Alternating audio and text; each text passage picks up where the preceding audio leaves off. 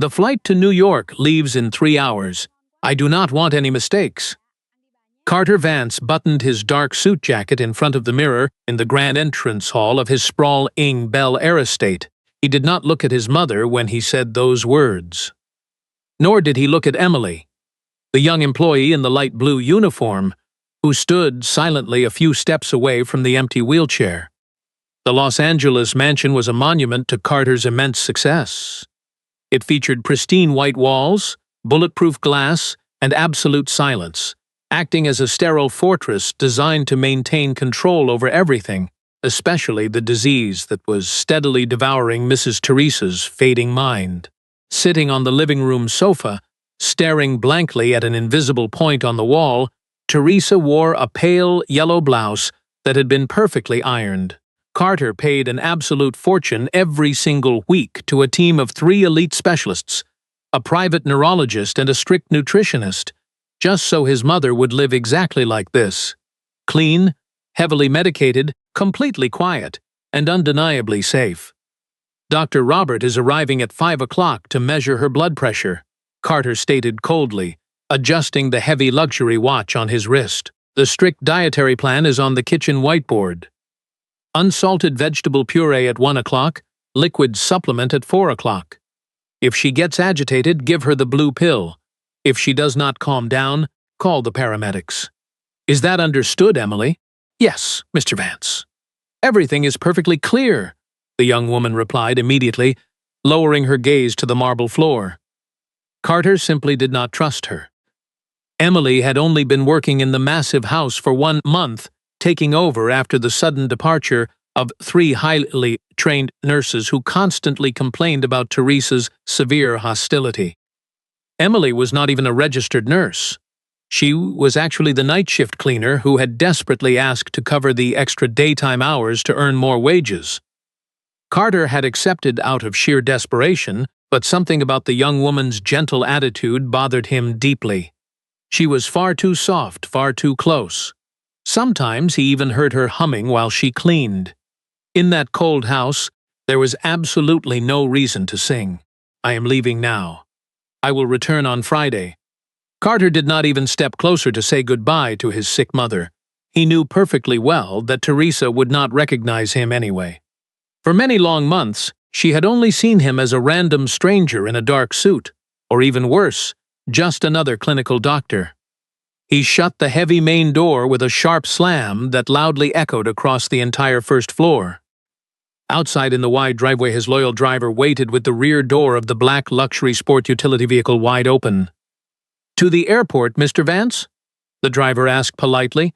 "No. Drive around the massive block, park in the service alley behind the property, and turn off the engine entirely." The driver looked at him through the rearview mirror, clearly confused by the strange order, but simply nodded without asking any questions.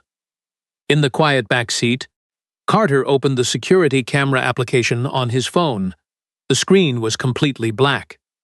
He himself had deliberately deactivated the expensive cameras that very morning. If he truly wanted to catch Millie in a glaring act of medical negligence, he could not let her see the red blinking light of the security system. He wanted her to feel completely free, totally unmonitored, and completely unpunished. He was utterly convinced that the young woman was ignoring the strict medical schedules. He had noticed small, infuriating things over the past few days. There was the blue pill left entirely intact in the daily pill box, a decorative cushion slightly out of place, and the large television tuned to an old classic music channel, instead of the grim financial news network that he habitually left running. Someone in his house was breaking his rules, and Carter Vance absolutely never allowed anyone to break his rules. 60 minutes slowly passed by. The heavy silence inside the parked vehicle in the dark alley was nearly asphyxiating. Carter looked at his expensive watch. It was exactly 1 o'clock in the afternoon, the precise hour for the unsalted vegetable puree. "Wait for me right here. Do not start the car until I explicitly tell you to," he ordered quietly, opening the heavy door with extreme care. He walked cautiously toward the rear service door with his leather briefcase securely in his hand. his expensive leather shoes stepping very slowly on the concrete to avoid making any sound whatsoever. He quietly pulled out his master key. The secure lock turned with an almost imperceptible click. Carter pushed the heavy door and silently entered through the spacious laundry area. He was finally inside. The trap had successfully closed. He advanced silently down the long corridor leading to the main kitchen. Everything was mostly dark, the thick blinds tightly shut to protect the expensive furniture from the bright California sun. But something suddenly stopped him dead in his tracks before he even reached the doorway. Carter slowly raised his head. His nostrils flared wildly in the dim light. In his pristine house, the air always smelled like clinical disinfectant, freshly ironed linens, and the expensive essential oil diffusers prescribed by the therapist. But right now, the air felt incredibly thick. It smelled powerfully of hot grease, baked dough, and strong Italian spices. It smelled like pure, concentrated poison for his fragile mother's weak arteries. Carter's pulse skyrocketed instantly. Pure rage rose up his neck like a burning flame. Greasy food. The lowly cleaner had actually brought incredibly greasy food inside his sterile house. The doctors had been extremely clear about this exact danger. Mrs. Teresa's heart was far too weak.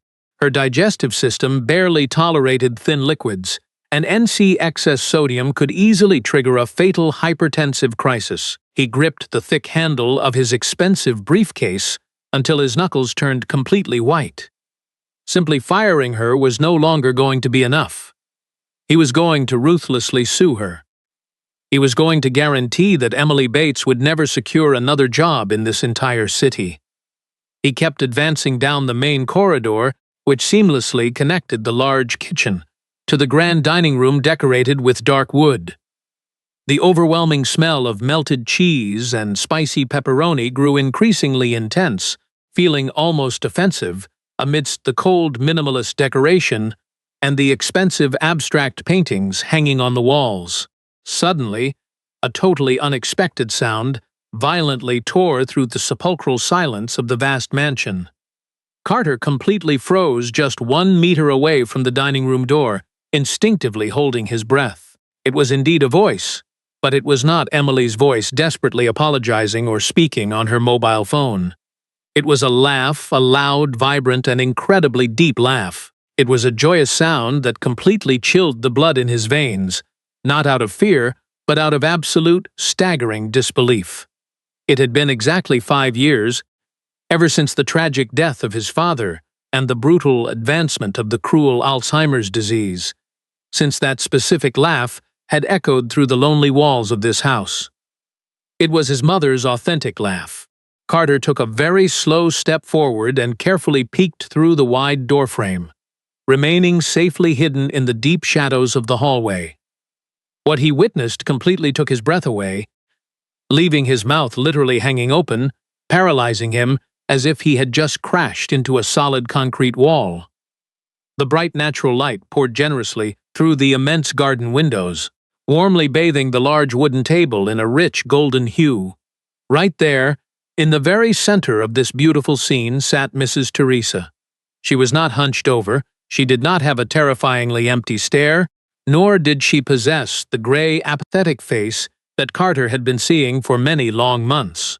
She sat perfectly upright in her comfortable chair, her reading glasses perfectly positioned, her pale, yellow blouse seeming to radiantly glow in the afternoon sun. She was smiling with a happiness so pure, so incredibly lucid, that she easily looked 10 years younger. Right by her side, leaning over the wide table with a highly protective warmth, was Emily. The young woman wore her light blue uniform with the white edges, her dark hair tied back in an impeccable bun. She did not look at all like a rebellious employee, breaking strict rules. She looked exactly like a sent-from-heaven guardian angel. On the large table, there was absolutely no unsalted vegetable puree, nor were there any clinical syringes filled with foul liquid supplements. Instead, there were 2 enormous cardboard delivery boxes. Emily cheerfully held a shiny silver spatula, and with a very careful movement completely full of affection, she was serving a gigantic, steaming slice of pepperoni pizza directly onto Teresa's fine porcelain plate. The rich melted cheese stretched out in perfect, mouth-watering strings, steaming beautifully under the golden sunlight. "Be very careful, my sweet daughter, because it burns," Teresa said, laughing warmly and eagerly rubbing her frail hands together with deep anticipation, looking exactly like a small child anxiously waiting to open a wonderful birthday present. She was actually speaking. Teresa, who for many weeks had only babbled entirely incomprehensible syllables, had just formulated a complete sentence with perfect sense and deep emotion. "Blow on it just a little bit, Mrs. Teresa," Emily gently replied with a very sweet voice, carefully adjusting the hot plate right in front of her. "This is exactly the way Mr. Richard used to love it, right? With a whole lot of extra cheese and the edges baked nice and crispy." Carter felt a brutal direct punch to his stomach upon suddenly hearing the cherished name of his late father. Exactly like that. Teresa sighed deeply, slowly closing her eyes for a brief second, as the wonderful aroma completely enveloped her senses. Every single Friday we would order this exact meal when the children were still very small. Little Carter would eagerly eat all the spicy pepperoni before the large pizza even managed to reach the table. What a terribly mischievous little boy my son was. The arrogant millionaire slowly took half a step back into the dark safety of the corridor, feeling completely starved for air. He accidentally let go of his heavy briefcase. The thick leather object fell hard onto the cold marble floor with a dull, heavy thud. But the two women in the bright dining room were so completely absorbed in their beautiful moment of shared happiness that neither of them even noticed the sudden noise. Carter remained completely trapped right there in the doorway. He deeply wanted to run inside screaming, aggressively invoking the strict warnings of the expensive cardiologist, loudly preaching about the dangers of sodium, the risks of high cholesterol, the million-dollar lawsuits, and the immediate termination of employment, but his body simply refused to move. Standing right in front of him was no act of criminal negligence. Standing right in front of him was his own mother, miraculously returned to vibrant life by a simple piece of baked dough and melted cheese, happily remembering a beautiful past that Carter fully believed the awful Alzheimer's disease had erased forever. He had foolishly spent millions of dollars on expensive medications just to keep her weak heart beating in a state of permanent, crushing sadness.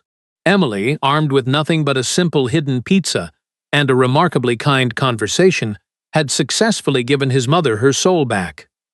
The powerful businessman in the dark suit, the man who rigidly controlled hundreds of employees and ruthlessly managed 9-figure bank accounts, realized in that exact instant that he knew absolutely nothing about how to actually love his own mother. As he watched Teresa take her very first eager bite and completely close her eyes with absolute delight, Carter Vance knew perfectly well that the cruel trap he had meticulously prepared to destroy the young cleaner had just snapped shut directly on his own throat. The expensive Italian leather briefcase lay entirely abandoned on the cold marble floor. Carter Vance, the ruthless man who never hesitated to completely liquidate entire corporations with a single stroke of his pen, stood completely petrified before the doorframe of his own grand dining room. His highly trained brain, engineered to coldly process hard data, financial risks, and strict protocols, was currently suffering a truly monumental short circuit.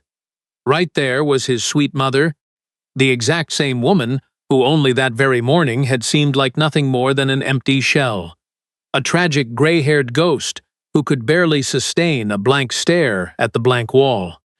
The exact same woman whom Dr. Robert, while charging exorbitantly high fees, had confidently diagnosed with entirely irreversible cognitive deterioration and severe emotional hostility. But the vibrant woman that Carter was looking at right now, warmly bathed by the golden light of the large window, was certainly no fading ghost. She was incredibly alive, terrifyingly alive. Her frail hands, which usually trembled violently whenever she had to hold the sterilized plastic cups filled with thick vitamin supplements, now firmly gripped the warm edge of the large pizza slice. The melted mozzarella cheese slightly stained her wrinkled fingers, but she simply did not care at all. She chewed with a truly astonishing vitality, deeply savoring every single bite as if it were the most exquisite delicacy on the entire planet. "This is absolutely delicious, my sweet daughter," Teresa murmured with her mouth still half full, letting out a highly mischievous little giggle that instantly drove an invisible wooden stake directly into Carter's chest. It had been many long years since he had last heard that beautiful, familiar laugh.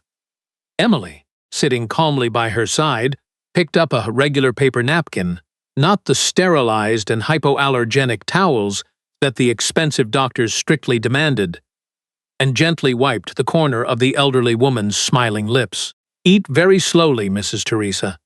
There is more than enough food here for the both of us. Nobody is going to rush us today," Emily stated with a voice so remarkably soft and deeply warm that it violently contrasted with the freezing, highly calculated orders that Carter usually barked out in that exact same house. The wealthy businessman felt his blood begin to boil, but it was no longer out of burning anger. It was out of deep, profound shame, a deeply corrosive and entirely overwhelming shame. In his shocked mind, the severe warnings of the medical team loudly resonated like ringing alarms. "The excess sodium will rapidly elevate her blood pressure, Mr. Vance. The saturated fat poses an imminent, deadly risk of a massive heart attack." Carter had followed all those strict instructions with an almost religious devotion. He truly believed that by paying the absolute best specialists and continuously buying the most expensive imported medications from Europe, he was genuinely being the absolute best son in the entire world. But upon seeing his elderly mother smile so brightly, upon seeing the lucid, moist glimmer in her warm brown eyes as she lovingly looked at Emily, Carter finally comprehended the brutally terrifying truth. He was not actually saving her life. He was slowly killing her with unbearable sadness. The unsalted green vegetable puree did not prolong her life at all. It merely prolonged her terrible daily agony. The strong blue pills that kept her heavily sedated the entire day did not exist for Teresa's personal well-being. They simply existed for the sheer comfort of the highly paid nurses who did not want to deal with her understandable daily frustration. Emily happily poured some fresh, cool water into a totally normal crystal glass. Teresa drank it with deep pleasure and let out a very long, high-satisfied sigh, comfortably resting her fragile back against the sturdy backrest of her wooden chair. She looked remarkably relaxed. She looked as though she was finally at true peace. Carter leaned heavily against the freezing wall of the dark corridor, keeping himself entirely hidden in the deep shadows. The heavy knot forming in his throat was so painfully massive that it barely allowed him to breathe properly. The bright afternoon sun slowly began to descend, stretching the long shadows across the beautiful wooden dining room.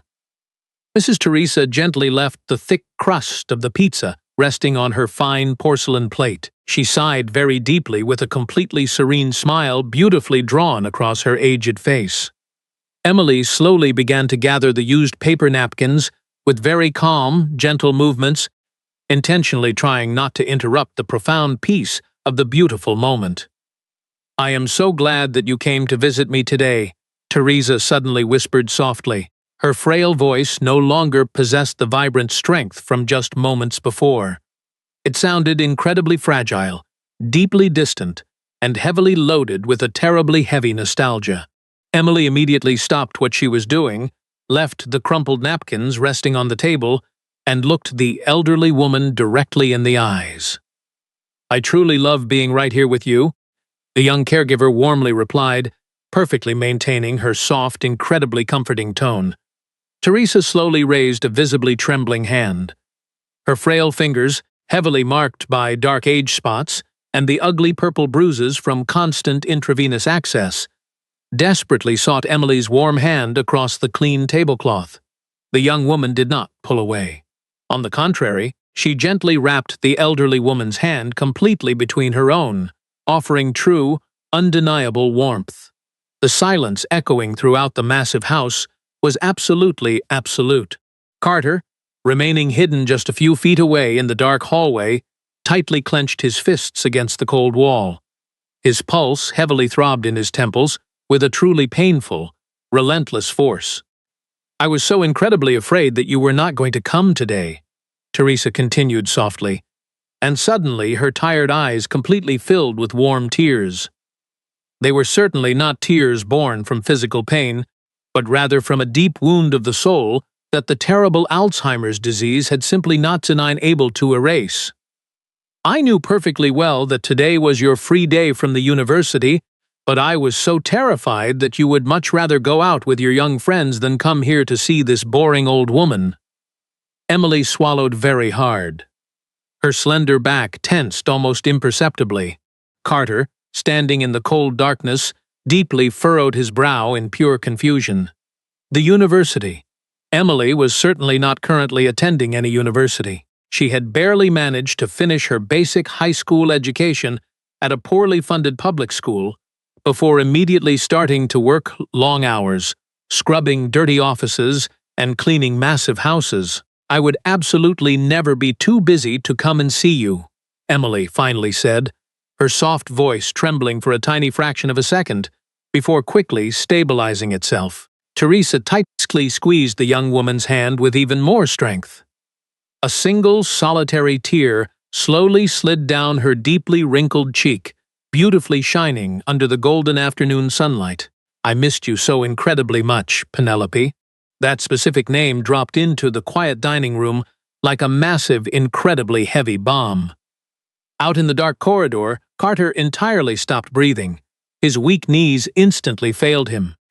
He frantically had to lean his entire body weight against the cold marble wall just to prevent himself from completely collapsing onto the floor. He quickly brought both of his shaking hands up to his mouth to completely muffle a loud scream of pure, unadulterated pain that aggressively threatened to tear right through his throat. Penelope. Penelope was his beloved younger sister. She had tragically passed away in a horrific car accident exactly 22 years ago, back when she was still a bright university student. The sudden death of Penelope had completely destroyed the Vance family.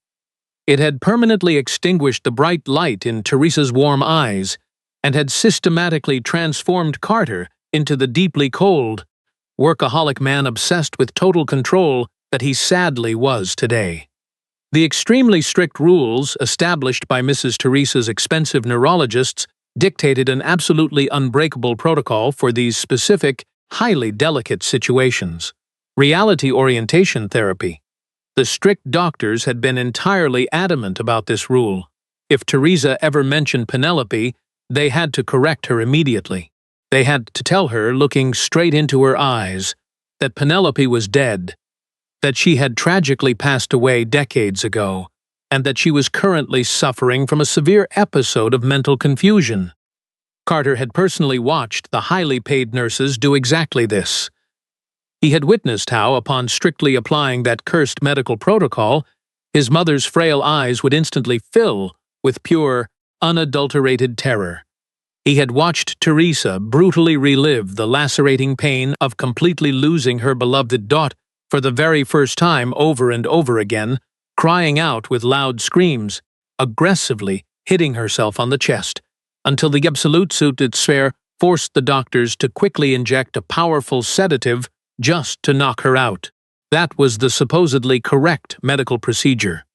That was exactly what his massive amount of money actively paid for. From the dark shadows, with his eyes completely flooded by burning tears, Carter closely watched Emily. He fully expected the young cleaner to do exactly what she had been ordered to do. He fully expected her to brutally break the magical spell, to tell the elderly woman that she was deeply confused, that she was definitely not Penelope, and that Penelope was currently buried in a cold cemetery. But Emily Bates was certainly not a cold, unfeeling doctor. She was a remarkably kind woman, with an immensely huge heart, who truly understood the deep meaning of pure compassion. Far more than any highly paid specialist wearing a pristine white coat ever could. Emily looked deeply into the elderly woman's pleading eyes, instantly seeing the rising terror, the terrifying fear of complete loneliness, and the awful fear of losing her daughter all over again. Once again, the young cleaner did not hesitate for a single second. She gently tilted her head, pulled her chair slightly closer, and softly stroked the woman's gray hair with an absolutely infinite, boundless tenderness.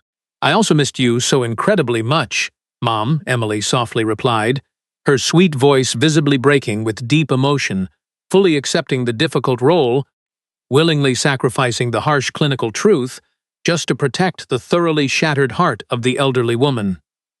"I am already right here with you. I am absolutely not going anywhere else." Teresa completely closed her eyes and let out a truly monumental sigh of profound relief. She gently lifted Emily's warm hand to her own face and softly kissed it. "You are my only beautiful daughter. My highly precious daughter," Teresa cried softly, beautifully smiling through her falling tears, finally releasing many long years of heavily accumulated anguish. "Promise me that you will not leave me alone today. Promise me that you will stay here for dinner. Your father will be arriving from work very soon, and your busy older brother will be here too." Upon suddenly mentioning Carter, the tone of Teresa's voice drastically changed. It instantly became much heavier, heavily loaded with a deeply profound worry that felt sharp enough to cut the air. "Carter simply works way too, Penelope," Teresa whispered quietly, looking at Emily with deep intensity, as if she were deeply trusting her with her greatest, most hidden secret. "He foolishly thinks that I do not notice anything. He truly believes that just because I am very sick, I cannot see what is happening, but I see everything. He is so incredibly tired, so deeply lonely, and he has his heart completely locked away with a heavy key, exactly like your father did. It deeply hurts my fragile soul to see him living like this. He constantly buys all these expensive medicines. He continuously brings all these strange, cold people into our home, all because he is absolutely terrified of being left alone. He foolishly thinks that his massive wealth can actually buy more time, but money absolutely does not hug you, my sweet daughter. Cold money never tells you good morning." In the darkness of the quiet corridor, the massive iron wall that Carter Vance had meticulously built around himself for 20 long years completely crumbled to the floor. The hot tears that he had absolutely never permitted anyone to see, the tears that he had fiercely refused to shed even at his own father's tragic funeral, rapidly began to fall down his face completely out of control. He bit his lower lip with so much immense force that he easily tasted the sharp metallic flavor of fresh blood, desperately trying to muffle the heavy sobs that violently shook his broad chest. Right there he was, the great millionaire, the absolute genius of the business world who arrogantly believed he had the entire globe right at his feet. He was hiding exactly like a cowardly thief inside his very own home, intensely listening to his sick mother, whose brain was heavily devastated by Alzheimer's, perfectly understand his own pathetic misery and deep loneliness, far better than he himself had ever managed to understand it. Teresa was most certainly not crazy. Teresa was completely trapped, and he was unfortunately her cruelest jailer. "He truly has a very good heart, Mom," Emily gently replied, softly wiping away her very own tears with the back of her free hand, actively defending the exact same arrogant man who had treated her with nothing but glacial contempt that very same morning. "Carter truly loves you so much. It is just that sometimes broken people forget exactly how to show it.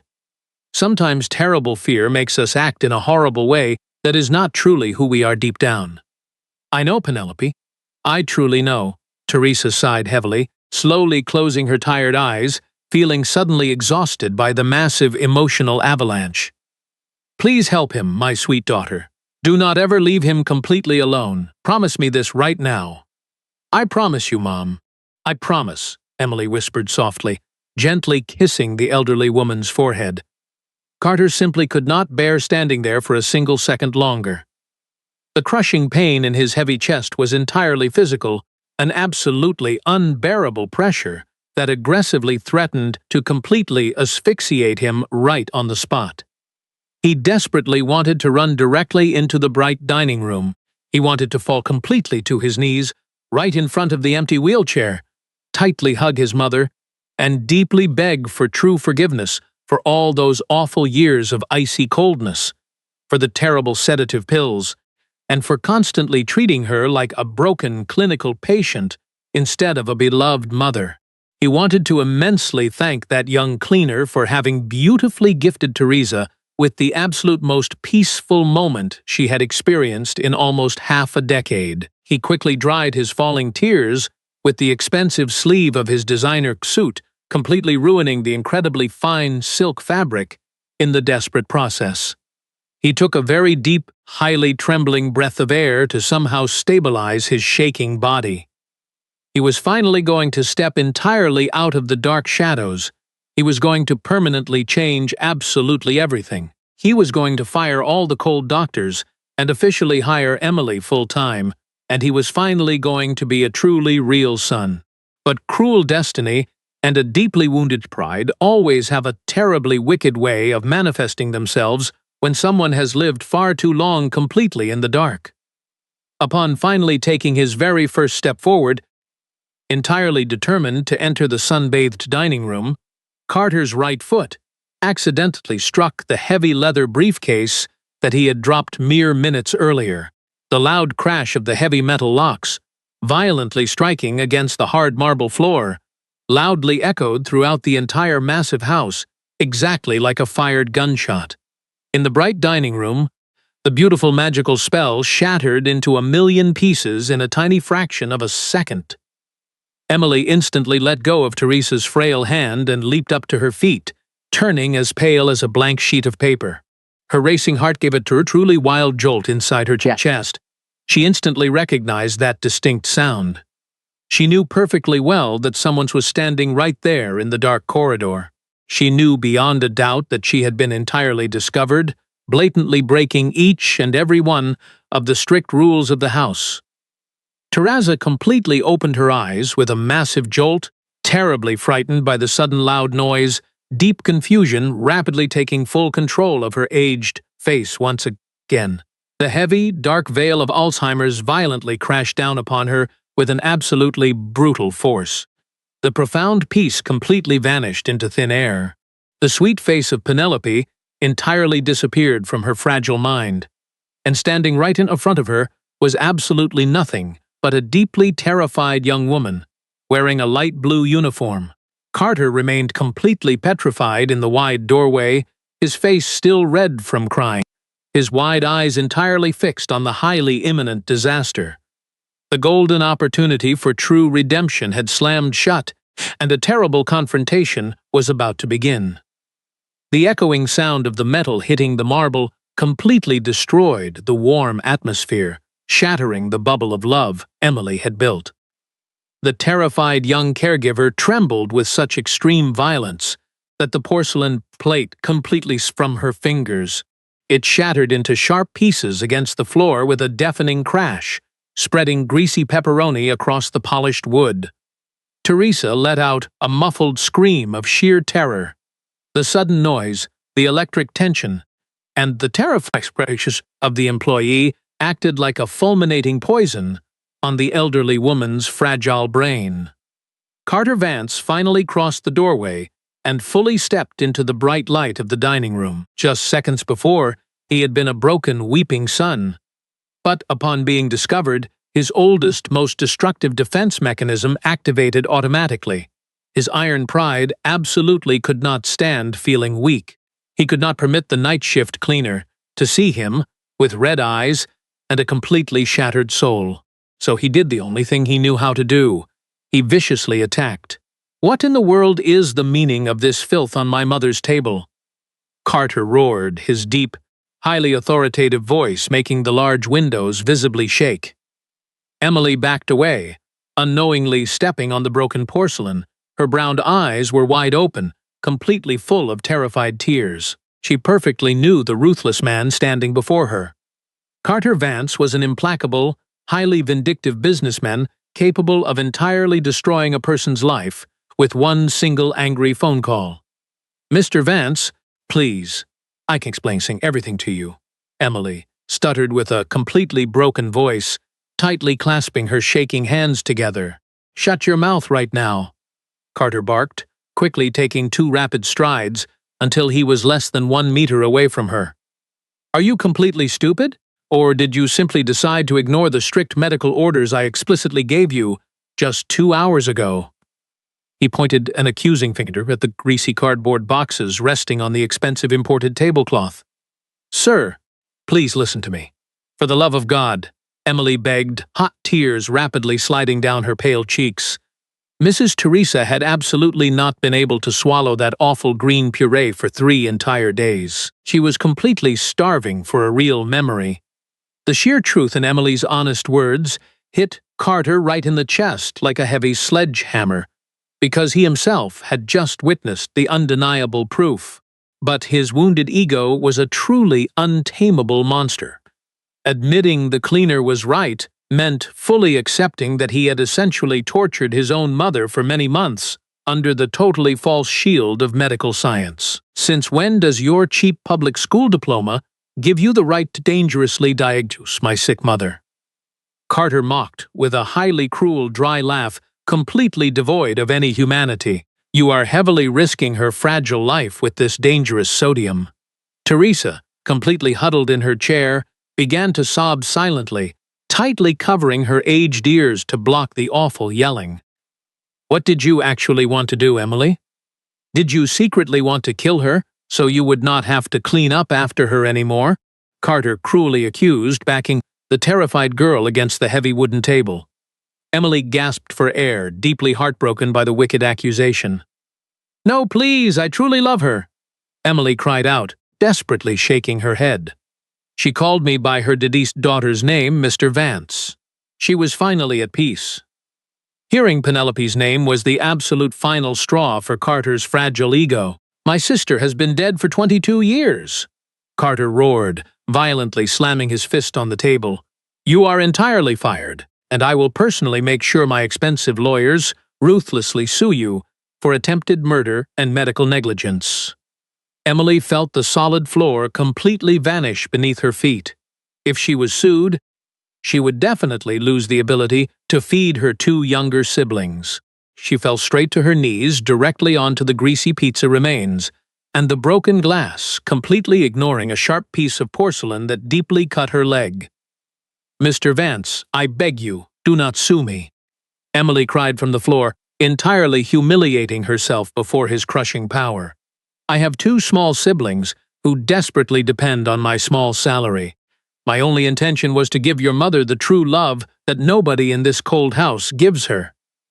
Carter's eyes filled with blind rage. He was about to destroy her completely, but then an incredibly loud, highly grating metallic sound violently cut through the tension. Mrs.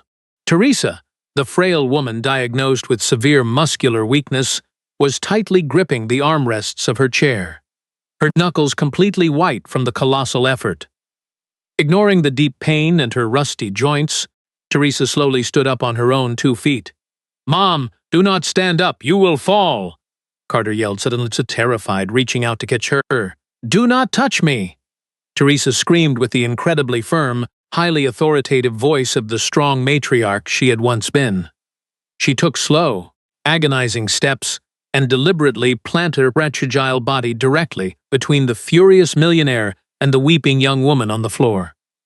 She became a fragile human shield, fiercely determined to protect the only person who had treated her with real love.